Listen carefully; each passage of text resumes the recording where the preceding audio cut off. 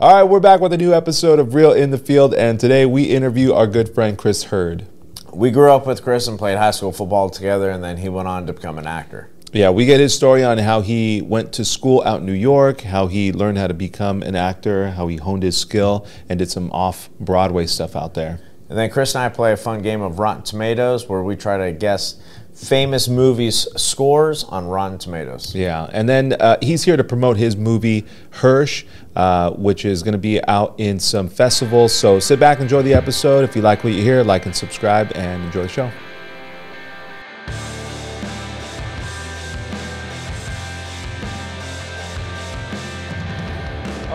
Real in the Field. We are back with a new episode, and we have a special guest, Christopher Hirsch, the actor, the writer, the friend of the show, the best man at my wedding. Christopher Hirsch is here. Thank you for being here. Oh my God, I am so happy to be here. You have no idea.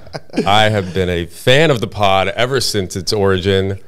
And let me start off at the top saying I'm so proud of you guys, and I'm like almost choked up already. Oh, this is really cool. You. I'm super proud of you guys. Thank you. Thank you. You guys are super consistent about it. It's like consistently good, and fun and informative. And I knew this guy had it in him because he's like been training to be on a podcast for every phone conversation that we've had over like the last 10 years. Talk. Yes, thank you. Yeah, all I do is talk, and I just needed a microphone to record it so I could put it out for other people to hear. Training for this with me. I'm like, okay, bro. But I didn't know you had it in you, man. Come on. I'm super impressed. I'm really impressed, Joe. All right. I love it. I love your delivery. I love your games. Thank you. He's got some good games. Yeah, Thank he comes you. up with some good stuff. Appreciate it. Yeah. But and you have been listening, and we talk about the episodes after pretty much every one, and we go through and we break down the game film and talk about what we did and how we did it. And we get some good feedback from you. So thank you for listening and supporting. My pleasure. Can we talk about the fact that I came up with the better title for this podcast? All right, well, arguably a better I'm sorry. Well, okay, I just feel like the listeners should hear this or be allowed to choose for themselves. Real in the Field is great. Do you want to tell them what it was?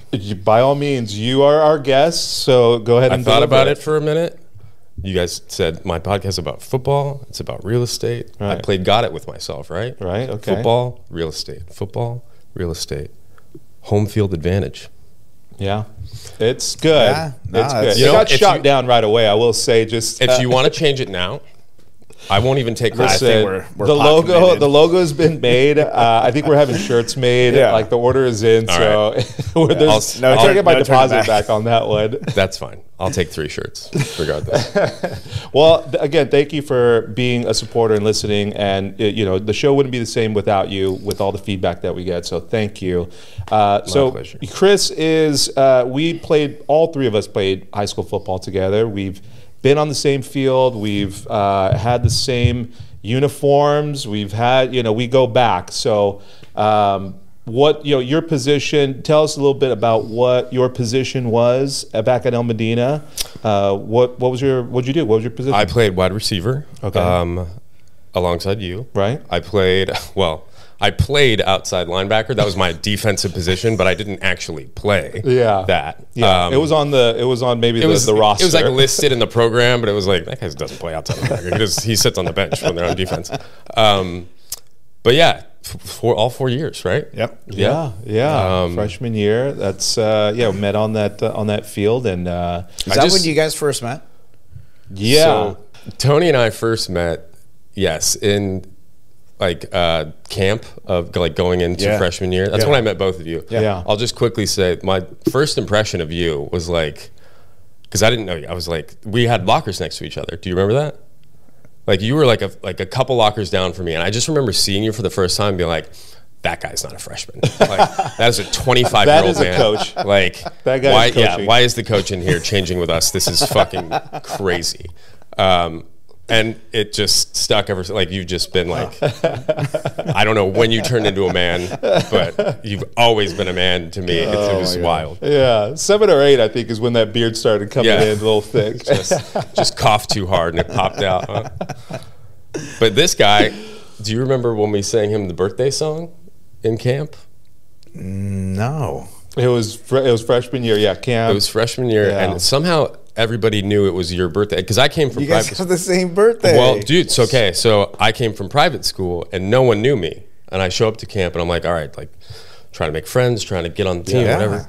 But you guys all knew him, and it was his birthday, July 16th, and so I think it was like one of you guys went to Spoonmore. Yeah, Spoony, yeah. Coach and we're like, we're gonna play this joke on we called him Chewy then. Yeah. And he was like, all right, so I'm gonna blow the whistle for gassers, and everyone's gonna not run except for him. Yes.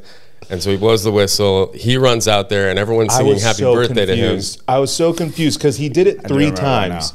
It was like, all right, everybody line up. We're doing gassers. Blew the whistle. It was like on 1, blows the whistle. I go, and I'm like, wait, why? It was on 1. Like, why is nobody going? Spoonie's like, get back there, Chewy. What are you doing? I'm like, okay, let's get. And then it's like, all right, we're going on 2 now. Goes on 2, I go, nobody else goes, and like I'm standing out there like, what is going on? And everyone starts singing happy birthday. I do remember that. To which then I start singing happy birthday to him. Well, nobody knows it's also my birthday, and I was like, motherfucker, happy birthday. But then I think later on it was like, I must have told you like, hey man, it's my birthday too, or something like that. Yeah. We've just been friends ever since. Yep. Friends ever since, yeah, I was cemented in there. So Chris, looking back at that time, football, high school, what's your favorite memory? Or what's something that pops up?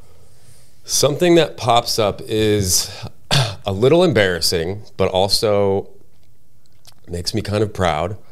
It's actually a practice memory. We were in season playing 7-on-7, and I'm out there playing against first team defense, you and all the other studs. I'm on scout team, and I do like a drag like over the middle. Yeah. And whoever was playing quarterback, I won't name him, just left me out. Hung you up to dry. Just hung me out there. Yeah. And so I go up, I grab it, and it was the kind of hit where the guy who hit me, we'll call him Mike, just like he was right there, took one step into me and just like helmet tapped me, like helmet to helmet, where I just like, my neck immediately just went back. I completely horizontal, hit the ground like head first, and just like laid there, and like in midair heard everyone go, oh, and then hit the ground and was just like, oh, that probably looked really bad. And then someone comes and like grabs my hand and pulls me up. And I stand up, and everything is like crossed. Like things that should be on my right side are over here, and I just had like a cliche, cross vision. And I was just like, oh my God. And then, so it was embarrassing. But then I heard Hitchens go, well, you didn't hit him that hard. He still held on to the ball. And I was like, yeah, I did hold on to the ball. Look at this, everybody. And well, it's just because your muscles seized when that happened. It couldn't come out. You know what? Cool. Way to totally undercut my prideful moment. But yeah, it was kind of like the story of my high school experience all wrapped into one play of being like, you know what? I'm like kind of okay at this, but like never going to be one of the top people that is, you know, like a starter, like really good. But there's some pride in that and what I do and how I can like take a hit and still hold on to the ball. And so it was like, well, toughness. Yeah. So that kind of stood out to me forever. Yeah. And I just kind of like carried that memory and also carried that concussion for forever. Yeah. No, those were, I mean, there were some dudes on our team. And I think that thinking back on some of the, those interactions, those hits, I mean, I've gotten injured by this guy. This guy, I went up, he was playing receiver. He loves to tell the story. Well, I went up, he was playing receiver. We're doing like receiver drills. I was playing corner, he was receiver. He goes up, we both go up for a jump ball, and he comes down with it, but I landed first, and this guy landed on the outside of my leg and sprained my MCL? MCL is inside, right? ACL, MCL. MCL. Sprained my MCL, And yeah, put me out for whatever, a couple weeks. Wow. But yeah. And then I got your position while you were out. And you did, yeah. And I think that was premeditated now that I'm thinking about it. Oh, the outside receiver? Yeah. Nice. X receiver. The X receiver, yeah.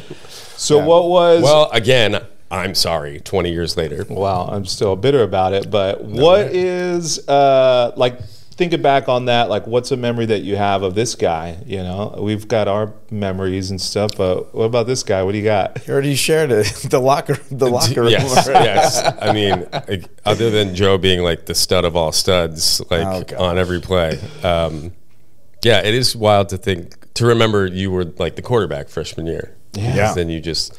Yeah, it was super weird. I had like this giant face mask. Oh, dude, because then I played like linebacker also, so it was really awkward. Yeah, you had an extra level down here. Yeah, it was like the old Dan Marino. Yes, Yeah, that's right. Very too big for a 14-year-old kid, but Yeah. I got by. Yeah. One of my favorite memories with you was our senior year playoff game. Yeah. I forget who we were playing. We won, and your interception. Oh, do you remember what? Mayfair. Do you remember? No. It was our senior year. Oh, So it was either Olu or it was no, I think Charter Oak. Charter Oak, yes, Charter Oak. Do you remember your pick in the end zone? I do remember that. Do you remember this part? Oh yeah. Well, you were like arguing with the ref Yes. that had already given me the Yeah. interception and the touchback, and this guy is just going like wild on the you remember? ref. No. No. So he picks it up in the end zone, and I'm standing here, and the ref's giving the touchback signal over here, and I can't see his arm, and I'm like yelling at him here, like, he caught the ball, blah, blah, blah. And the guy, he's like, yeah, dude, I gave him the call. Like, relax, kid. It's your ball. Yeah. And so like everyone's like leaving the field, and I'm like, all right, good. Yeah, like it's ours. Good job. And I was like, yeah, good job. Like, I convinced that guy. Yeah. I let him know, and he was like, all right, Joe, yes, you're right. Yeah, it made it on the highlight film. I'm still standing there yelling at him, but yeah, just frantically, frantically trying to get your call that had already been called. Yeah. Oh man. All right. So looking back on that time, what did it do for you as an individual? What lessons did you take from it, and just the overall experience? Like, what did you get out of it?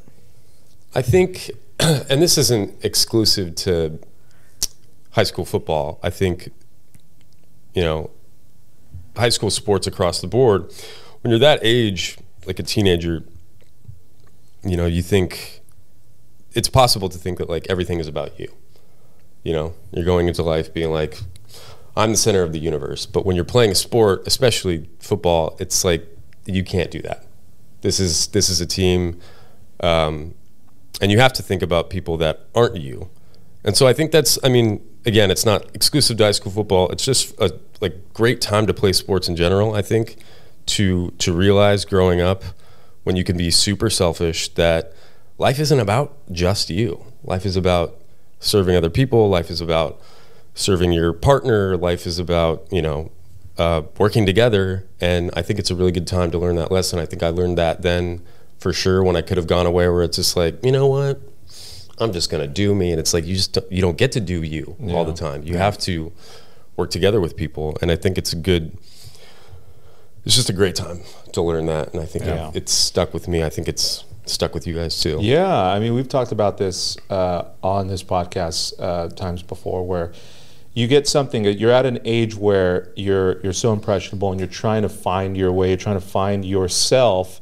And high school sports helps in so many ways because it helps you to kind of realize your potential, your limits, and just how much you can push yourself beyond your limits. Mm-hmm. And then all of that, I still take all those lessons to this day. I still use them. And knowing what I did back then and how I could push myself and how far I could go beyond what I thought was possible, you still kind of use it now. Absolutely.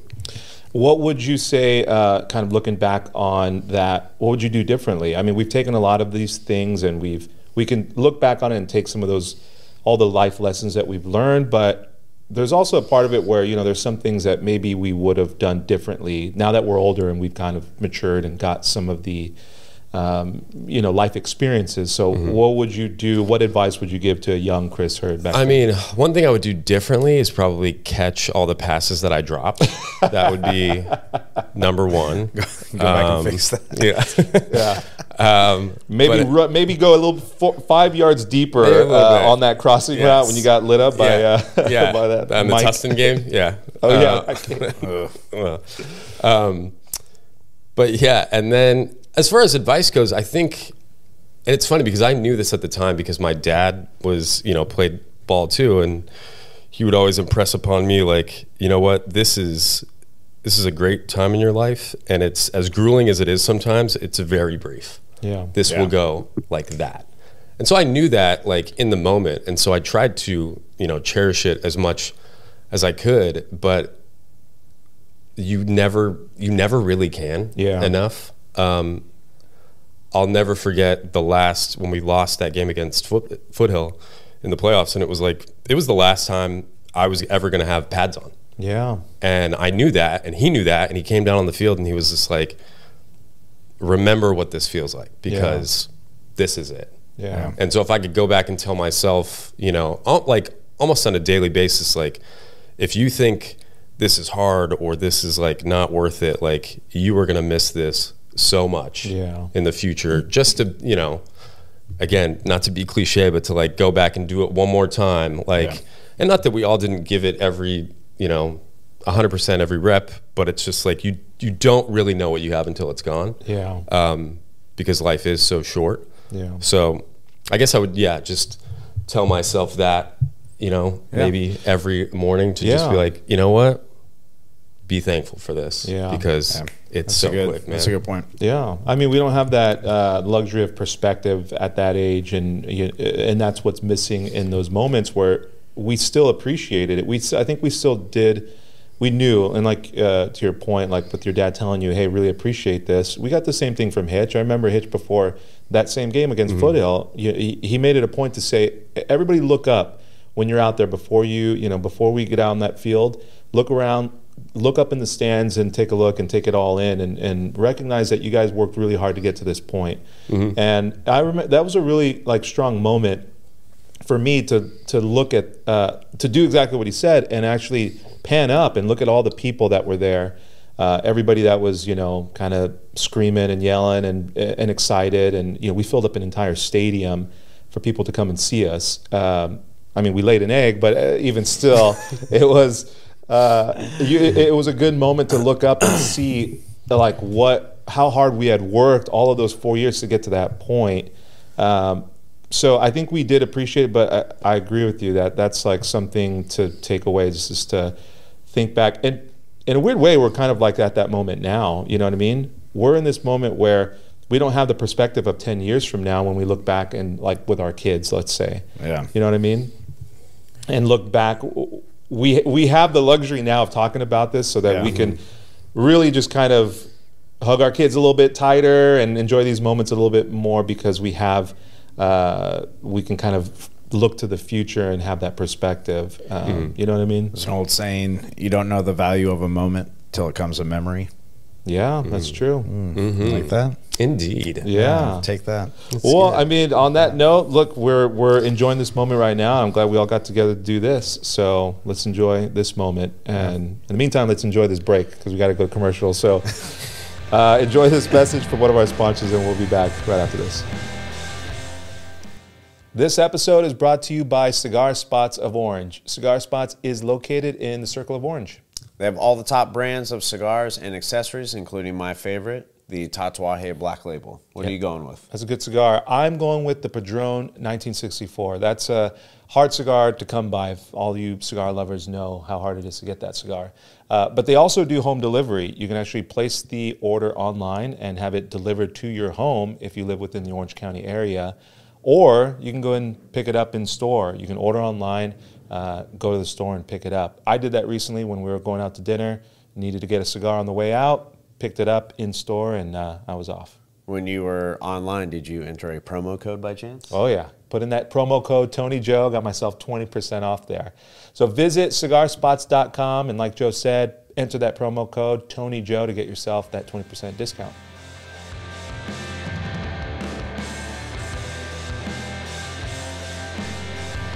All right, we are back from break. All right, Chris. You are a professional actor. Nope, wrong. Wrong? That is wrong. No. Why is that wrong? I mean, are you an actor? I am an actor. I have acted. I would not consider myself a professional. I do not get paid to do this on a consistent basis. I have been paid, but I wouldn't. Let's not throw out the term Well, if someone professional. goes and plays football and they get paid, they're somewhat a professional. Sure, that's what. But I mean, I just want to be clear here that you're not sitting here talking to someone who does this every day for a living. Oh. So okay. You know, okay. Which is no, you don't have to cut it out. This is fine. Like, all right, no, well, that's something that the audience probably didn't know. For sure, for sure. I just don't want to confuse anyone. Right. Okay, so what is it called then? You're a working actor? Is that the term? A semi-working actor, or I don't know, maybe an amateur actor. I'm fine with that title also. Okay. Yeah. Okay. Well, what drove you to acting, and how do you even get started in it? So I started out doing stand-up, which you guys both know because it was in high school. Yeah. How was that your first show? Yeah. I did a couple of small shows, met a couple people, started doing things like the Improv and the Laugh Factory. Blue Martini. The Martini Blues. Oh, Martini Blues. Martini Blues, yes, did that one. Tomato, tomato. But so I did that.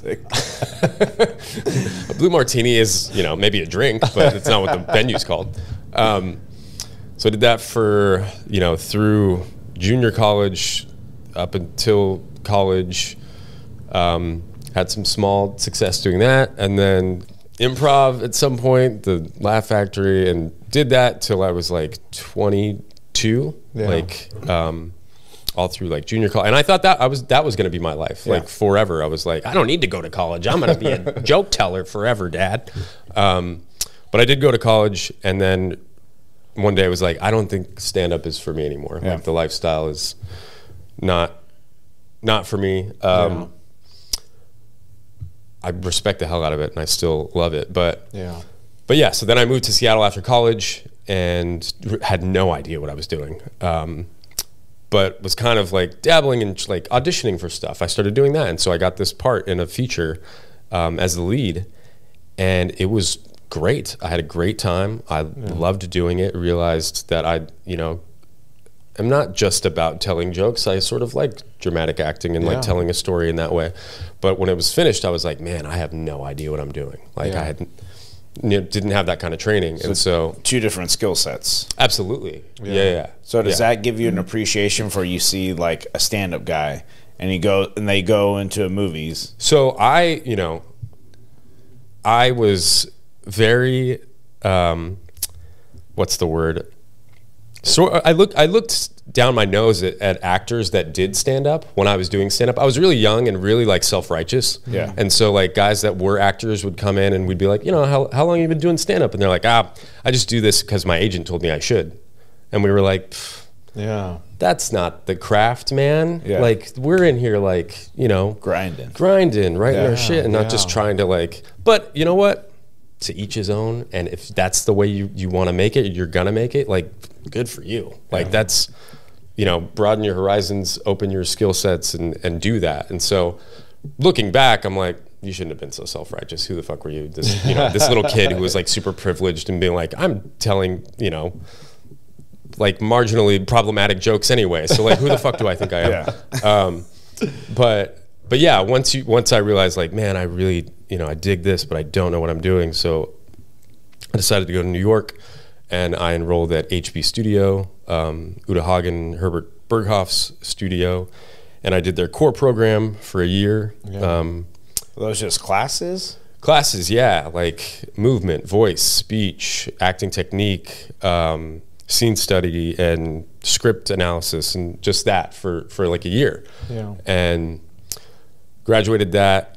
Joined their ensemble program, so I did plays with them, and then met certain people taking more classes, and joined a theater company, and started putting on a couple shows a year, original content. Our artistic director named Anthony Raymond, super talented guy. Done a lot of shows with him, and these are live shows. This is theater, yes. Theater shows, yeah. Oof.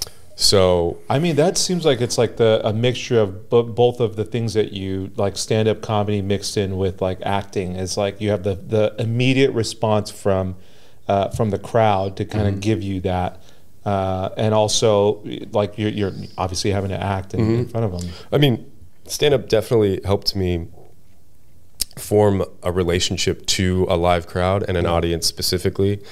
They say, you know, one of the cornerstones of theater acting, I've had teachers say, it's like, what's your relationship to yourself, your relationship to your partner that you're working with in the scene, and also your relationship to the audience. So you can't forget that they're there. Yeah. A lot of people will say, like, you should just be so lost in whatever it is that you're doing, to an extent. Yeah. But no, they're there to see you. Yeah. And you owe them something, and you can't ever forget that they're there. Yeah.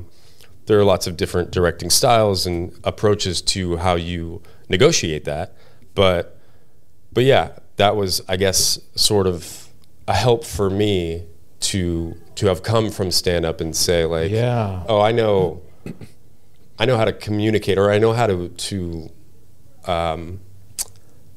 have a presence in front of an audience. Be conscious of like the people that are out there, and like know that they're there, and like if you were to just kind of turn a blind eye to them and just ignore them, it's not authentic. It's not like what it doesn't give her a good performance. Right. You have to be conscious of them too. So one thing I've always wondered, like during those theater shows, because you guys do multiple shows a night, or you do like a full weekend, right?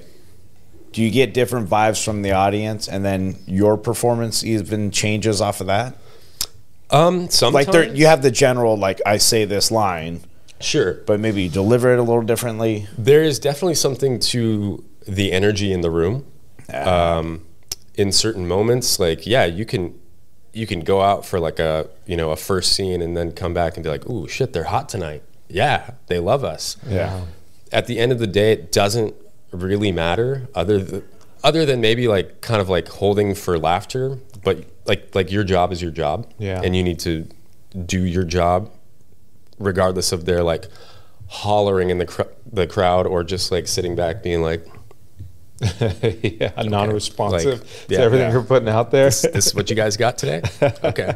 But yeah, no, there's definitely, everybody feeds off energy in the room. You know, and there's energy going on right now. Right. And so, I've been in that. I've been in those rooms, like at one of your performances, and I saw like a couple different shows, and there was a big difference from the Saturday show to the Sunday show. You know, the people that were there, it was like a different vibe, a different feeling, and you could sense, like, I saw you run through it 2 times. One with this really energetic crowd that was giving you a lot, and then the other crowd that was not as engaging or not as responsive.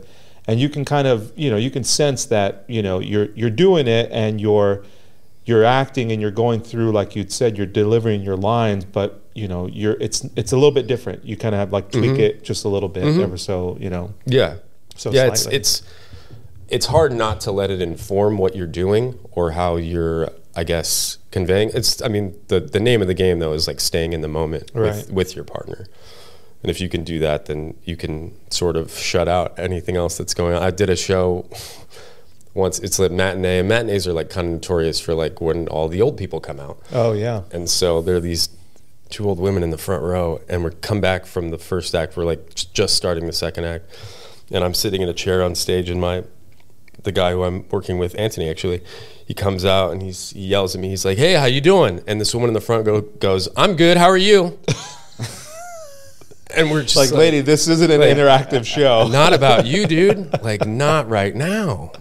And it's just like, okay, let's roll. Yeah. But it's just like, so that's obviously very different energy that you never really want, but it happens. How are your nerves like during that? I mean, because I'm putting myself in that position, and like the lights come on, and you're jumping in there, and you're like, just thinking about it right now. Gives you the willies. I mean, I used to, when I was doing stand-up, I found that like I for sure would get nervous, and the way that my body reacted was to get, 1, really tired, and 2, really cold. Oh, interesting. And there's probably some sort of physiological, scientific reason for both of yeah, those things. For sure. But fight or flight or something. yeah, and I never really figured that out. But yeah, it was those two things. And then, I mean, once I started doing theater, there are for sure nerves always.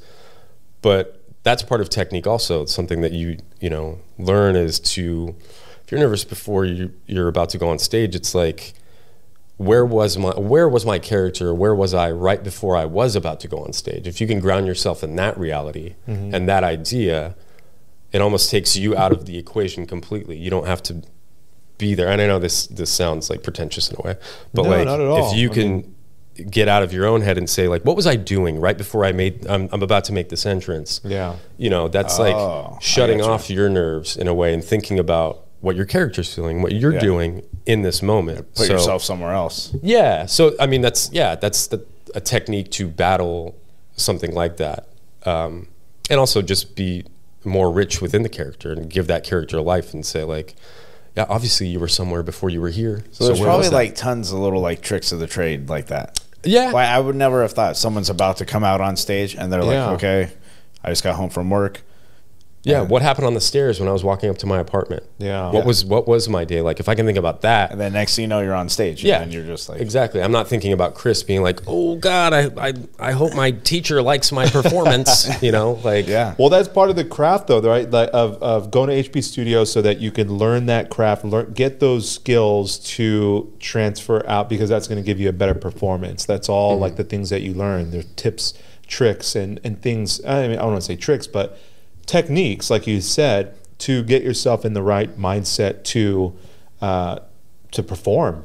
Yeah. And that's kind of like the basis of the school that I went to is like Uta Hagen has written a couple books and it's all about those techniques about, and what you do is you build these like odd scenarios for yourself, and you're not actually being an actor in those moments, you're being yourself, but you're putting yourself in situations that cause you to have to act. And it's odd, and I know it sounds weird, but so it's like, I mean, for example, it's like you do an exercise called the 3 phone calls, and it's like, and I use you for this actually. So you're on stage and you build these, you like prepare beforehand, but I'm like, okay, who are my 3 phone calls going to be? I'm going to talk to a customer service person that I have a problem with, and I'm going to talk to them a certain way. Okay. And then I'm going to talk to Tony, and I'm going to talk to him a certain way.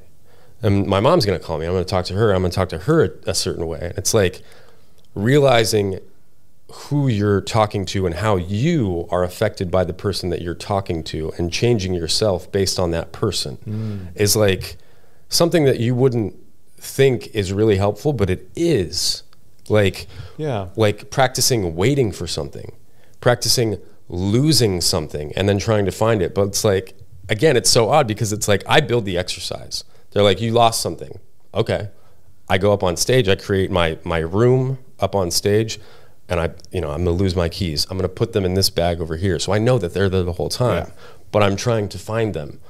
And figuring out, like realizing that there are things to be discovered while you're doing that stuff is really, again, it's so weird. It's so fucking, acting is so weird and dumb. You're trying to recreate like reality in a way that's not so obvious, or so like you're trying to do it like a subtlety, like the subtle way of like how this movement is going to insinuate that I've lost something without being so obvious. Sure. Yeah. And yes. And what can I discover along the way? Right. Yeah. What can I pull? Because it's, I mean, those techniques, exercises are not performances per se, but, and it, it took a long time for me to learn that, when it finally one day was like, this isn't for us. This is for you, Chris.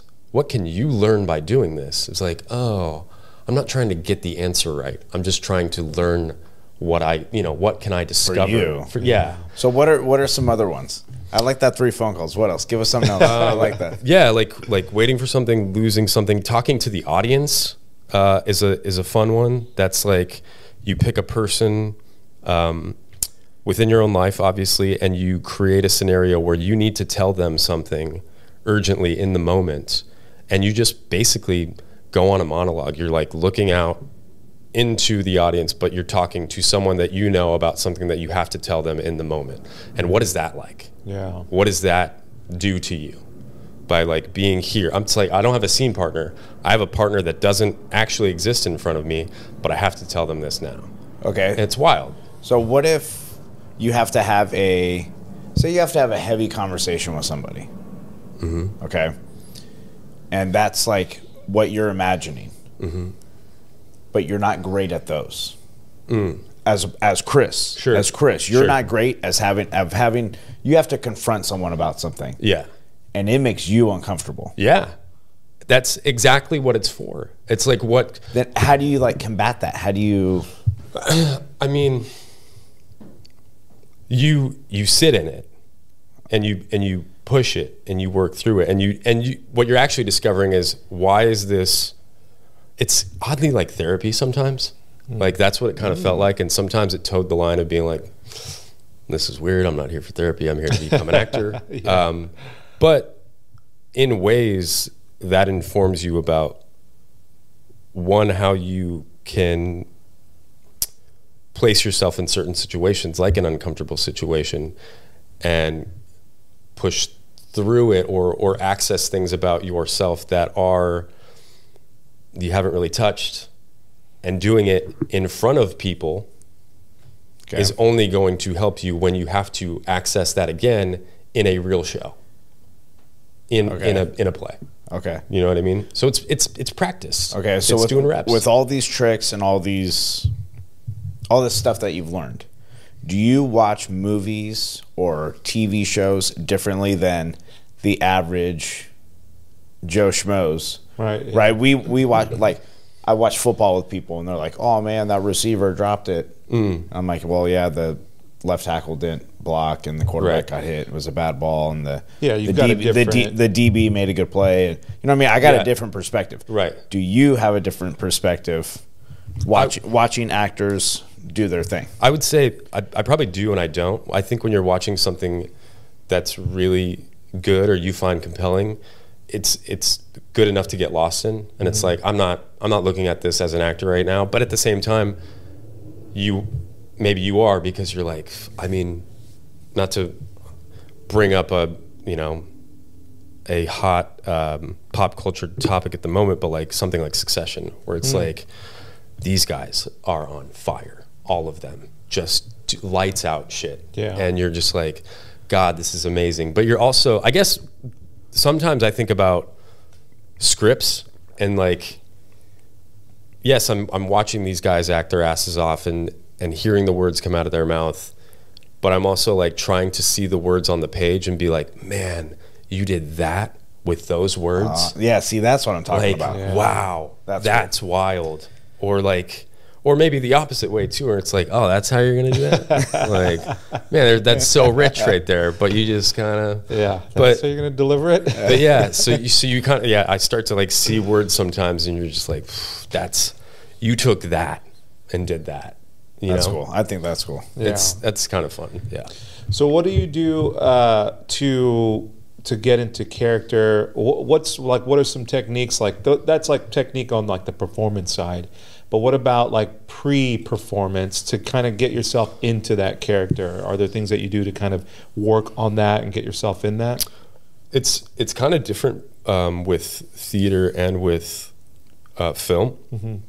In that, like I mean, obviously there's so much you can do, and there's so much background and talking with your director about your character that you're always going to do, hopefully, if there's time for it.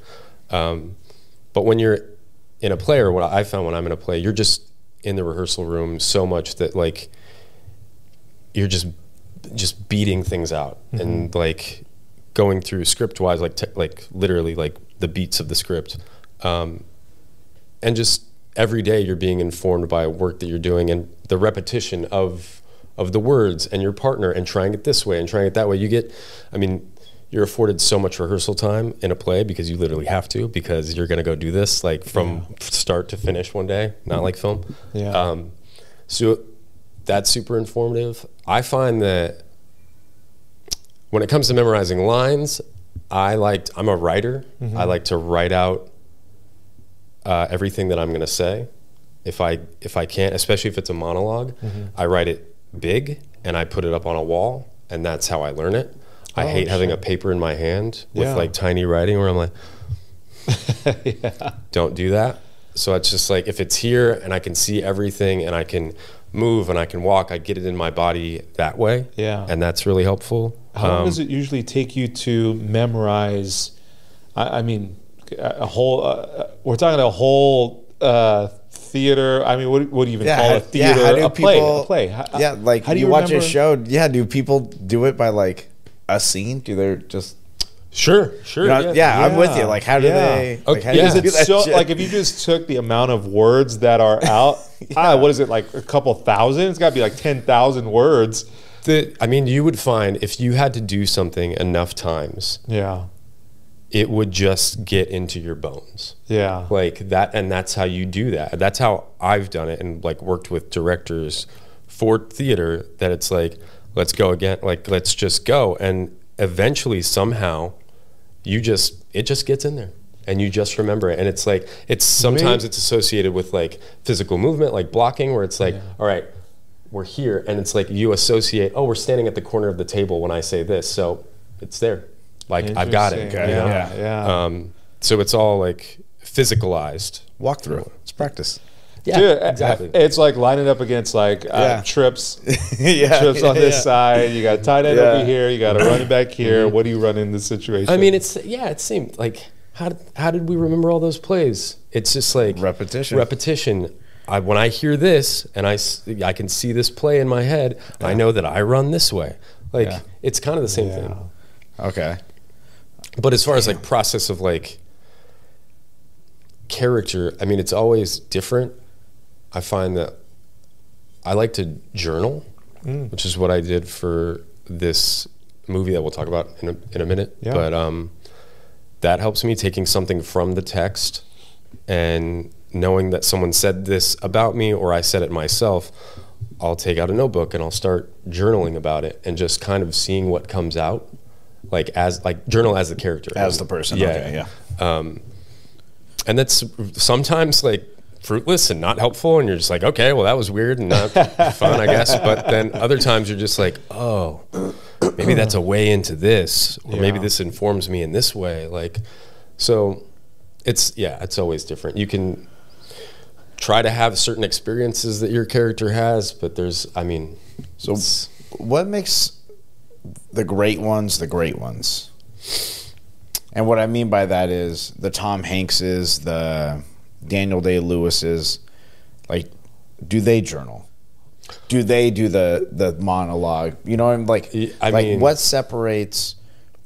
I mean, Daniel Day-Lewis, I've heard, just stays in character the entire shoot, which is wild. Crazy. But he's also the best actor in the world. Yeah. Like, you can see it. Like, it's just, you'd rank him, put him number one. I mean, I think so. He just gets lost in it. Like, it's not him. It's Bill the Butcher, or it's I remember hearing like a story of him, his character didn't have movement of his legs, and like when they would cut, he would like require somebody to pick him up and like drag him to wherever he was going to go, because my character can't walk. So I guess we'd call that commitment. That is what separates him from commitment. But like so with the football or even like sports in general, you can tell like that dude's 6'10", he can jump and he can dunk. Like, that's why probably he's in the NBA. Yeah. Right? Like, why is Tom Hanks a great? Why is Edward Norton very good? Why, like, you know what I'm saying? Like, why are those dudes there and then some guys maybe aren't? I don't know if I have a great answer for that, other than, experience, persistence, and I guess a certain sense of like natural charisma on camera that you can't buy. And also like just being able to, you never see the other takes that they didn't use. And so it's like social media. You don't see the good stuff. Exactly. Yeah. So who knows how many, whatever's happened before this, but if we're talking about certain guys specifically and saying like, he's consistently amazing, I think it's something, this is a shitty answer, but like talent, I don't know, man. Like, They just they're got just it. They more just got it. That's talented, what man. you call intangibles. Yeah. There you go. There you go. Oh man. But so you're here. I mean, not just to have fun in this podcast, but you're also here to promote a movie that you just did somewhat recently. So how long ago was the? Well, by the way, it's the movie is Hirsch, and it will be out. I don't know if it'll be out by the time this airs. We're gonna get some info on it, and you guys are taking it to some film festivals. You're gonna try and get it out there and get some distribution. That is the plan. I don't have any definitive answers for you. I'm not on the producing side of this project. But you acted in it. So tell us about the movie. The movie's called Hirsch. Tell us about the plot. Tell us a little bit about it. So Hirsch is written and directed by Zach Stein, who I met in New York when he was writing and directing plays. He cast me in a one-man show that I did, that he wrote, which was wild and fun. We did another project together where we wrote a play together and had that up in a festival. And then he wrote this. He moved out to LA a couple years ago, and he wrote this, and he said, I have this for you if you want to do it.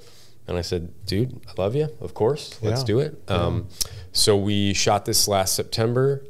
It was a 15-day shoot, but we were there for a month. It all takes place in one house. In Woodland Hills is where we shot it. And yeah, it is I guess you would call it a family crime drama about the Hirsches, who are part of, the Jewish mafia. I guess is a way to describe it. It's kind of, cryptic, but that's what's going on, and you know pretty early that they're in trouble, and they're on the run from someone or something, whether that's a coup from within inside their business or a betrayal from within the family. They're hiding out in this safe house. Oh, interesting. And so we're here for the 8 days of Hanukkah, coincidentally. Oh, interesting. So it takes place over the 8 days of Hanukkah. So you guys are hiding out in the house. Yeah. How many actors are in the movie? So it's just the four of us. There's four people that you see in this movie. It's my dad, played by Joel Stauffer, my mother, played by Elise Robertson, my sister, played by Adrienne Jackson, and myself. Had you acted with any of these people before? I had not. No. How did you find all of them? Because you guys had previous work together. How did you find them? So Adrienne is his wife, who's also an actor, Zach's wife. She's super talented. I think she knew Elise somehow through a class. Actors are always taking classes.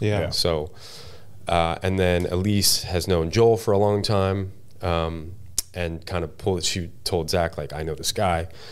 He read for him, and he was like, oh my gosh, you guys are all great. So cool. And and then we just went from there. And how long does it take you guys to get acclimated to one another, to where you kind of find your vibe, you know what I mean, or find your your rapport with one another? Get in stride. So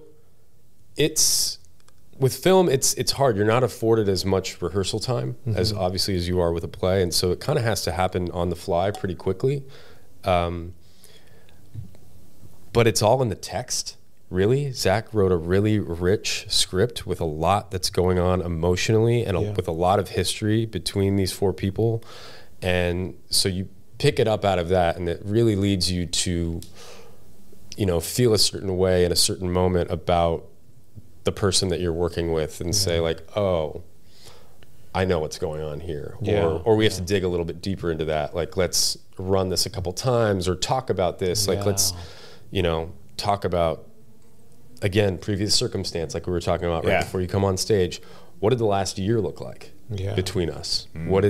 So it's having a lot of conversations, and it's having a lot of creating something that's not maybe within the text, and doing the that director together. in on that, or the writer and director? Like, is he part of those conversations, or is it just actor and actor? Sometimes you'll do it on your own, and you'll come to him and be like, "So we figured this out," and they'll be like, "Amazing, great, let's play with it. Or they're like, yeah. Or no, but let's try it anyway, you know? And so you're constantly just trying shit. And just saying like, you know, whether it's, you know, if you're building something for yourself and saying like, well, this is the genesis of my entire character and it's completely off. Hopefully they let you know before it gets too late. Oh, right, and that'll happen. But it's like when you're in the scene and you've got, you know, a little bit of time, not to bring football back to acting, but it's all about those reps, those takes. Like every take is like a rep where it's like you don't want to take one off because what if that's the one?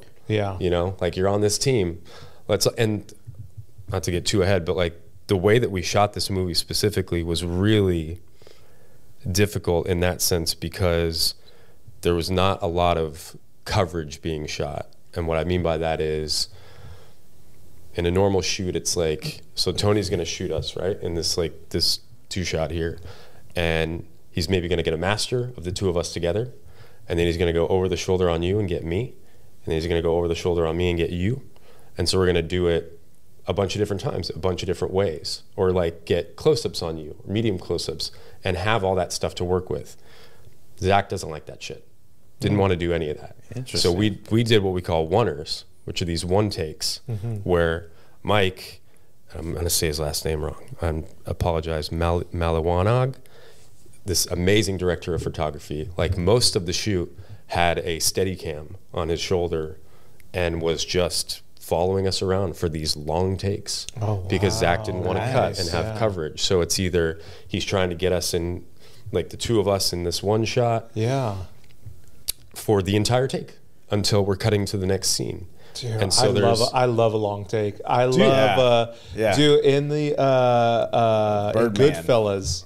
Well, Birdman's like a cheat because they kind of like they cheat a long shot. Okay, that's not a true long shot. Oh, okay. Goodfellas, when Ray Liotta's character is going on his date with his lady, that is a whole long shot, uncut, unedited. It is just one shot. So you see the camera follow them the entire way down from their car into the club to the point where they're sitting, where the bartender or the waiter, whoever brings a table. All of that is like one shot. And it is like everybody has to hit their mark the entire 2.5 minutes or 3 minutes, whatever, how long it is. Dude, yeah. So you guys had some long shots in that movie. Dude, mostly, like almost every scene is a oneer. Oh my God, that is really cool. Which is hard, but it's like, it's really fun because it keeps you in the moment. Yeah. Like a play, it's like coming from theater, it's like, this is a dream. I love this. Yes, yeah. Let's do 14 pages in one shot. In one shot. I'm down. Let's fucking go. It's hard because and especially on a pretty low budget, shooting in a house that's not yours. Yeah. Because the owner of the house was there for most of the shoot and didn't really understand what was going on. And so he'd be upstairs kind of stomping around. It's like, cut, fuck. Like, okay. We were 7 pages into that. Like, oh my God. But we made it work. And, wow. And so, yeah, there's a take or a scene in this movie that's like a 12-minute bathtub scene that's like one shot. Wow. It's wild. 12 minutes. Really? Dude, it's You're talking about 12 minutes. I don't even know if, like, to this point, if we've been talking for 12 minutes, like, we'll run back the tape and see. But that is a very long time for everybody to hit their mark, hit their line, to do exactly what needs to be in this scene for it to go off without a hitch. And it's mostly just Joel doing a monologue. Wow. And it's like he's just cooking, man, for 12 minutes. Yeah, it's cool. And so that's super impressive. Yeah. This movie, that being said, is not going to be everyone's cup of tea. Okay. Like they're going to, you know, the attention span of our culture now is so that you know, this isn't going to be for everybody. But for someone that like is it's set like present day? Yeah. Okay. Yeah. And well, so sorry, just real quick, what character do you play in this movie? So I play the son. I play Adam. Okay. And not to really give anything. I won't really talk about Adam himself. Okay. But yeah, I'm somewhat of attempting to be a voice of reason within this family that is very, I I'm very judgmental of a lot of the decisions that happen in this family, made by my parents specifically. They're a wild crew, and they play it fast and loose. And they're the performances, especially by like Adrian, Elise, and Joel, are worth catching for sure. Like they all just cook, and it's really cool. And Mike's cinematography, Zach's direction and writing. Yeah. I'm excited about this movie.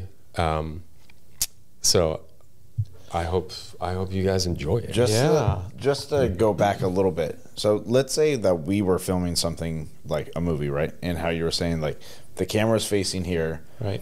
Right. So if the camera's facing there and doing a shot, like we do a take there, and then they move the camera and do it. Mm-hmm. But can they put one there and over there and hide them? Sometimes. Oh, okay. Sometimes. Okay. I think, it's like actually a show like Succession does that, where they're shooting film, but they're shooting with multiple cameras at the same time and choreographing it in a way that you're not seeing that. Yeah. Okay. So and if you ever do see it, they'll edit it to where you can't see it, something like that. Yeah. But yeah, our little movie. We were sorry, I wasn't trying to get No, but I wanted to get back to that because I thought that was cool how you were talking about the angles. Yeah. Well, there's like so one of my favorite movies is Heat, and like it's one of the most like memorable scenes where the two characters who have they're foes, right? You have the cops and the robbers, really is what it is. The entire scene where it kind of comes to a head, or right before it comes to a head, you have two people sitting across from one another at a breakfast table or like a diner table. And it's the back of one person's head and the front of the other, back and forth. It just keeps going back and forth, back and forth. You actually never see them in frame together. You don't ever see them in frame together. Master. You don't get that until the very last scene where, spoiler, one of the characters dies and they finally come together. You never see them together. And it's almost like building, and they come so close at this dinner table where they're talking, but you never see them in the same frame, right? See the back of one person's head and the other back of the other person's head. And then the crescendo, or the highest point of the movie, is when this one character dies and they're finally, you see them both. Light, like things get lit up, they're like front lit, and it's just like this kind of like epic moment. You know what I mean? That's intention. That's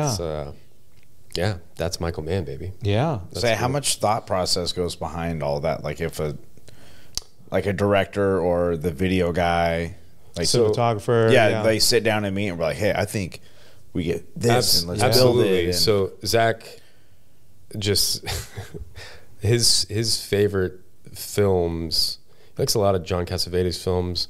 They're just like not conventionally cut the way that, like, you know, if you've got a scene written the way that he wrote it, you would typically shoot it like this. But he's like, I don't really like that. He talked to Mike and he was like, I want to shoot it like this. Mike was like, I'm down. Let's go for it. And so it ended up being all these wonders. But yes, it's absolutely intentional. Yeah. Where it's like, one, it's intentional, but two, it actually afforded us a lot of time on a strict time, like a budgeted shoot, where because he wrote so much dialogue, if we tried to get coverage of everything, there's no way we would have shot this in 15 days. Right. So it's like, but if you can get those long takes and be like, all right, moving on. Yeah. So to set up each shot, like if you're doing like a 5-minute, or like you said, where he was doing a 15-minute like monologue, if you were to have to like stop, set up the shot for the other to have the camera facing a different way, those are minutes that you're having to like set up and change wherever your angle is from, and to do that multiple times. It'd be like, now, okay, do it all again, Joel, but this time we're gonna get close. It's like, whew, okay. So yeah, it was hard, but it afforded us to work differently, and also like afforded the performances something cool too, where you got to stay in the moment for longer, where typically, like, I mean, you don't always get to do that, or you know your moment's coming up where it's like, oh, this is the close-up, so like really give it to us. It's like, you might not get it. You might not even be seen so much in this scene. Yeah. It's like, okay, but I don't know. We'll see how it ends up looking. What was the most challenging part of filming the movie for you, like individually, or maybe a part of the character was tough for you? I don't know. Just like kind of emotionally getting to certain places within this movie. Yes, that was difficult on a budgeted shoot where time is budgeted, saying like, okay, oh my God, actually I have a better answer for you. Sound 100%. Where it's like we're outside and you can't really control the environment. So like what was like really frustrating sometimes was getting to a place where we have a great moment. I feel like really fully connected to Adam and what's happening in the moment, and then a plane will go by. It's like, this is unusable. Yeah. You're like, I thought you guys were in the house. We're in the backyard a lot. That's a safe space too. It's backyard. It's fence. It's within the confines of the property line. Yeah. Inside the perimeter. But yes, working that way with kind of like wild sound and getting to a certain state and then having it not be able to be used was frustrating. And that's not unique to this film either, though. Right. It's like, it's just tough. But then again, it's just like, okay, let's go again. Maybe there's something better out there. Yeah. Maybe there's another take out there for me. Have that perspective of just like, all right, the next one's going to be even better, and it's absolutely, yeah, and just pressing on. Yeah. But so, how long does it take to kind of like from start to finish? I know you had said that you guys were on a budget, and that kind of works its way into the timeline. But how does the timeline work? And how many days are you like shooting throughout? Or sorry, how many hours are you shooting throughout a day? And then how long, just start to finish, does that take? Typically like 12. We're doing 12-hour days. 12 hours a day, yeah. And 3 weeks of that, 4 weeks of that, with normal weekends off. Yeah. And then post is like can take anywhere from a couple months to 6 months to a year, just depending on what your movie is. Yeah. And ours is, because of these oneers, you would think pretty easily cuttable together. I don't know. Like I'm not involved in that. Well, that's a big part of it, and you hear people like Tarantino. Quentin Tarantino had the same editor for years until she passed suddenly from I think she like went hiking and like passed. Something happened when she was out hiking, but he had her as his editor. Because you have to be so simpatico, at least from what I understood about it. You have to know what the director is looking to accomplish, and the editing is almost as equally as important as the acting and the shooting, because in the end, it's what you're delivering this, all of what everyone has done, and putting it together in a way that is. It makes sense, and it's what the director is looking for. Yeah, exactly. Like finding that vision and making it cohesive to the intention of the movie, the tone of the movie, the message of the movie, if there is one, and putting that all together. So obviously that takes time. I think he's at a stage where they're almost done with post, and there's just a few more like logistical hurdles to jump through before it gets out into the world. So is there like a possible release date, or at least a ballpark? I would say probably sometime in like early 2024. I don't know. I'm parking here only because I think he's going to try to run it through the festival circuit, and you start applying for those like near the end of this year. Okay. And so that's, I think his intention is to try to get it out there and run some festivals and see that kind of reaction. Yeah. That'll be fun to see it. It'll be fun to see like when it's out there hitting some of the festivals and see who picks it up. And where it goes and where we can watch it. So we'll be sure to drop a link in this in the description in this episode at some point whenever it comes out, and we'll make sure to spread that word so everybody can see it. All right, we're going to take a quick break, and we'll be back just in a short few minutes. This episode is brought to you by Palm Market.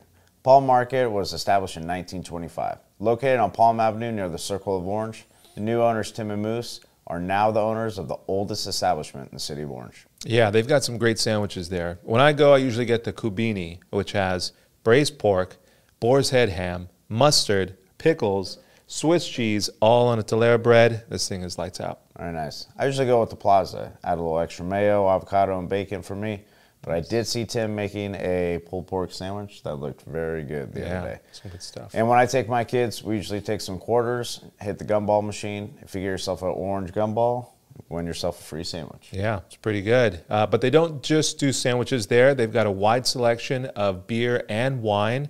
And if you go, tell them that Real and Field sent you, get yourself a 10% discount at anything at the deli. So visit Palm Market. Visit their website at palmmkt.com and check out all the sandwiches that they have there.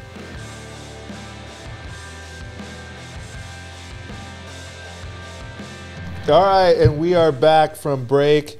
All right, we're going to get into a game here. Okay, this is we're going to be paying homage to an Adam Carolla Show. Adam Carolla Show. This is where this game came from. It's called the Rotten Tomatoes game, and this is a game where you are going to guess. This is going to be film themed and also New York themed. Oh. Yeah. So these are all movies. Advantage, Chris. Yeah, Chris, so we should say, flew in from New York. You're coming in from New York. So this is going to be New York themed. Now, these movies in one way or another have a New York theme to it. You guys are going to guess the Rotten Tomatoes score of these movies. I'm going to give them to you. I'll read the description. You guys give me the score, what you think they are. Now, the whole point of this game is to have the lowest score. Lowest score wins.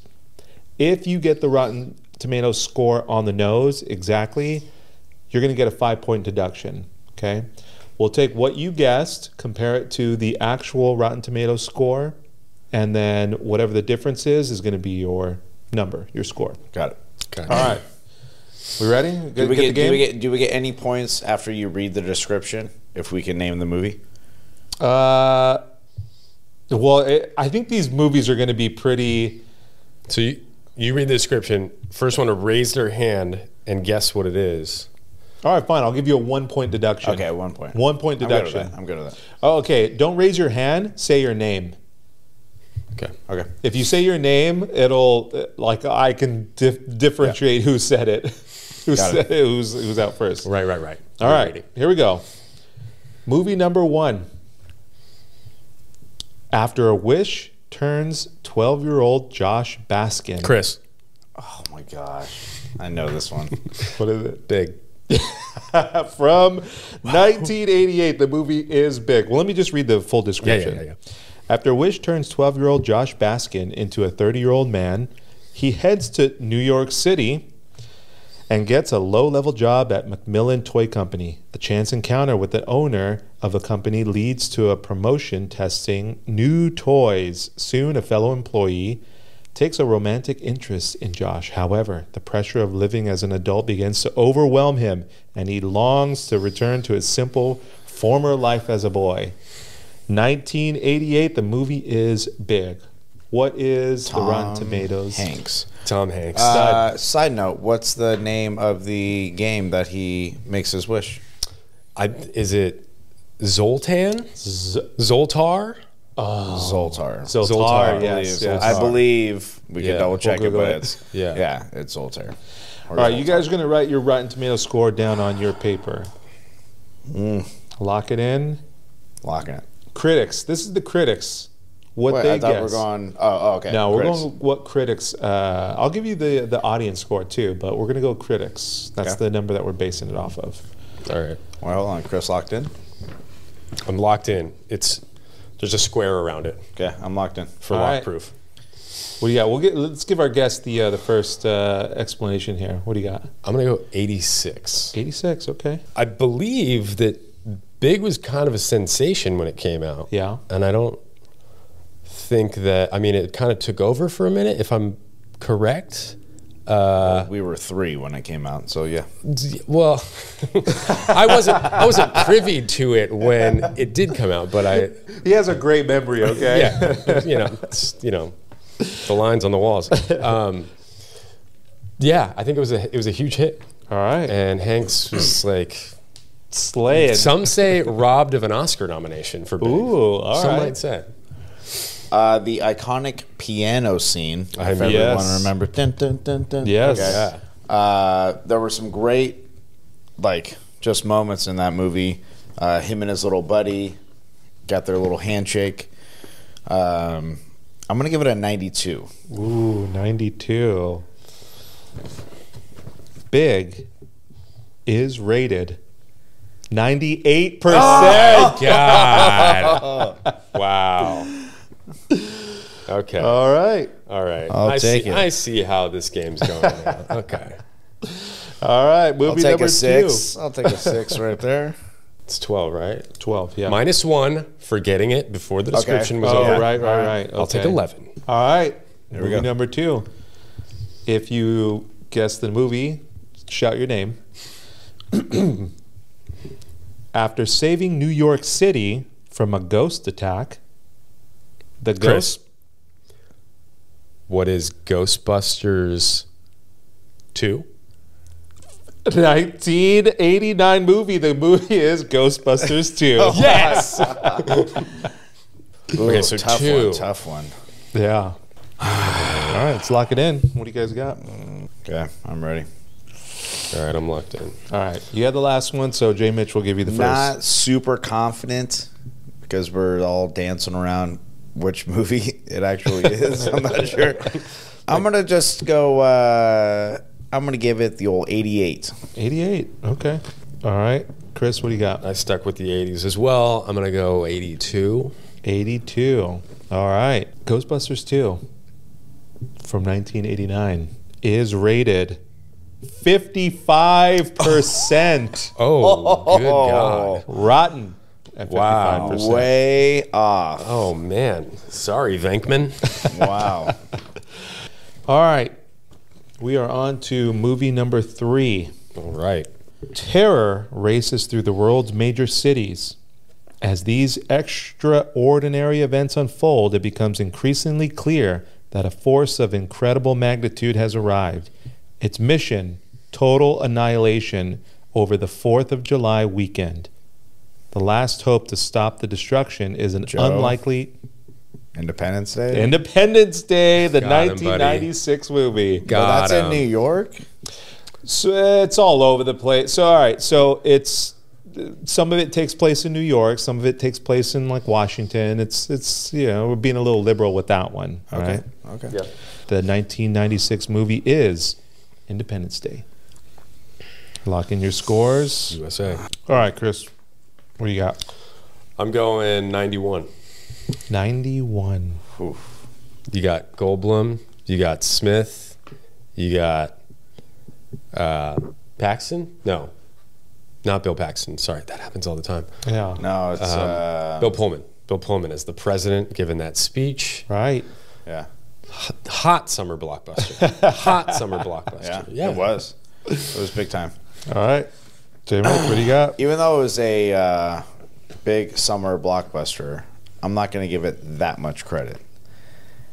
I'm going to go with 79. 79. All right. Independence Day, the 1996 blockbuster movie, is rated 68%. Wow. Oh. Jeez. I had the 1 point deduction for Joe. These. Wow. That just smashed all tomatoes into fucking ketchup. All right, the number 4 movie coming at you. You guys ready for it? Ready. In 1987, Jordan Belfort takes an entry-level job at a Wall Street brokerage firm? Wolf of Wall Street. The Wolf of Wall Street 2013 movie. You are correct. Leonardo and Jonah Hill, Margot Robbie. All right, what's the score? Let's lock it in. See, it's I like hate to say this, but I've never seen it. Really? Oh, it is a good movie. It was on the other day, and I was like, maybe I should watch this, but then I got tired and I didn't watch it. It's worth a scope for It's sure. worth it. Okay. It's worth it. Yeah. Don't let that. sway. I mean, choose your score according to what you think. But I want to go with my instincts, but my instincts have continually let me down. All right. I feel like a lot of people like this movie, though. Yeah. Like, I don't think I've ever heard anyone speak badly of this movie. Yeah. J. Mitch, what do you got? Wolf of Wall Street, Leo, and cast 86. 86%. Okay. Chris? I'm gonna go wild here, and I'm gonna lowball a little bit and go 78. 78. Okay. That sounds I good. hope that I'm sounds wrong, good. though. No, but that sounds good after you said it. Wolf of Wall Street is rated 80%. Whoa. 80%. You guys were both in the ballpark, though. Because isn't it like long? I know that was one complaint, that it was a long movie. It's a long one, yeah. But what Scorsese isn't, you know what you're getting into when you walk in. I think specifically there are probably 4 or 5 scenes that could be cut. I think he just let Jonah Hill run for a little bit. Thing. And not that it's not funny and amazing, but Yeah. could have cut it. All right, number 5. 2 more? 2 more. Here we go. Number 5. After snarky youth, Kevin McAllister. God, Chris. Oh, fuck. Give it to him. Give it to him. Is it Home Alone? 2? Joe. It's Home Alone 2. Lost in New York. We watched that like 2 weeks ago. The 1992 movie is Home Alone 2, Lost in New York. Love it. All right. Dude, Daniel Stern and Joe Pesci. Oh, that yeah. movie. Classic. Dude, they are good. Classic. I haven't seen 2 in so long. Yeah. Since I was a child. And Yeah. the only thing that really sticks out to me about this movie is him throwing Brick. bricks from up. He says, yeah. suck brick. Oh, kid." yeah. And he throws it down. And also the pigeon lady who's Yes, yes, the pigeon lady. yes, Yeah. yes. Yeah. She's a good looking gal. Okay. What did old Kev Dog get? Ugh. Yeah. I don't forget about this at all. I think I might have overshot here. All right. Chris, what do you got? I got 81. 81. That feels generous. All right. Mine feels kind of generous. No, 77. You guys are both you're like close to one another, but Home Alone 2, Lost in New York is 35%. Ouch. Oh, No man. way. 35%. Kevin. Oh my gosh. The audience had it at 62. See, that's what I'm talking about right there. I'm not leaving. I'm not fucking leaving. Sorry, that was a movie ago. Wow, that's a lot of points right there. All right. Are you still doing the math? I'm double checking his math. It's a good idea. Oh, man. I know where I stand. I don't know where you stand. You know what? We got one more left. Number 6. Here we go. New York City policeman John McClane is visiting his estranged wife. Oh, Joe. Chris. No, you can go. It's Die Hard. From 1988, the movie is Die Hard. And he is a New York City police officer, so that's the tie. There you go. All right, last All right. one. A lot of people love this flick. I'm locked in, baby. Oh, confident? Whoa. Locked. All right. Damn. All right. They got me all worried. All right. Classic movie. Yeah. Debated all the time if it's a Christmas movie or not because it's the Christmas party. Right. I think, Right. So there's that. I mean, we want to settle that debate. I mean, is it a Christmas movie? I don't think so. I mean, I think it's a movie that But takes place it's- at Christmas. it's set- yeah. Like not like a Christmas movie. Right.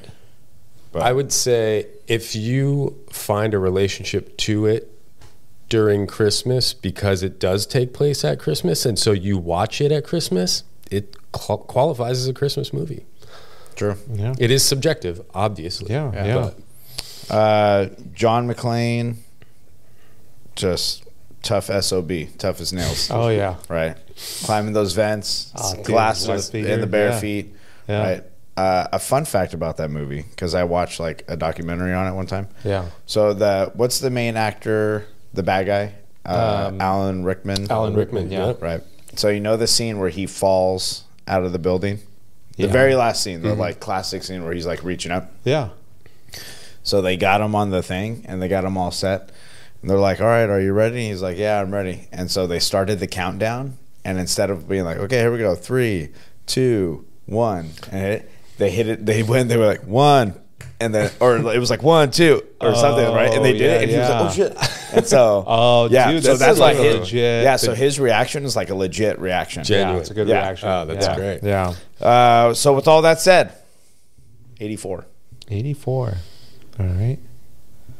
I'm really worried about Chris. He put it like He was very confident about very that number. confident. I mean, in the spirit of McClane, again, and I just want to say this clearly so the listeners here, I'm locked in at 100. Wow. No way. 100%. Why not? Let's go. Die Hard. From 1988 It's going to be like 38. is rated 94%. gosh. Oh my gosh. Wow. -1. All right, scores are in. Oh, All right, here we go. drum roll. I got All mine. right. I double checked your math. Did you? I did, or my own. All right. All right, coming in with the number 105. Joe Mitchell. 105. Strong. Thank you. Strong outing. Quite strong. Thank you. Was. Thank you. And our guest, our esteemed guest, Christopher Hurd. Actor. Writer. This guy with the suspense. Huh? Birthday July 16th. Outside linebacker. Receiver. Best man at my wedding. Cochino. Cochino. And the actor in the upcoming film, Hirsch. A score of 113 with the loss. Got him. Wow. That's how you come. That's how you tase your guests when they come on. I didn't make the score. I just made it. You read the shittier one first, man. Jeez. Well, you had the score already. You knew. Good game. Good game. That was Rotten Tomatoes. All right. It sure was rotten. Well, that's going to do it for this episode of Real in the Field. Thank you to Christopher Hurd for being here. This was a blast. Thank you very much. Go out and see that movie when it comes out. Hirsch, it will be somewhere. We'll link it in the description, or we'll give you some information on where you can watch it in the upcoming year at some point. But thank you for being here. Go out and see that movie when we post it. And yeah, thank you so much for being here. This was good. Yeah, it was a blast. Seriously, Chris, thanks for being here. Thank you guys Have a so good much time. for having me. I had an absolute time. blast, and I love you both. I love Thank you, very man. much. Love you. Thank This you. is great. Yeah. All right. This is going to do it for this episode. And yeah, we'll catch you next time. Cheers.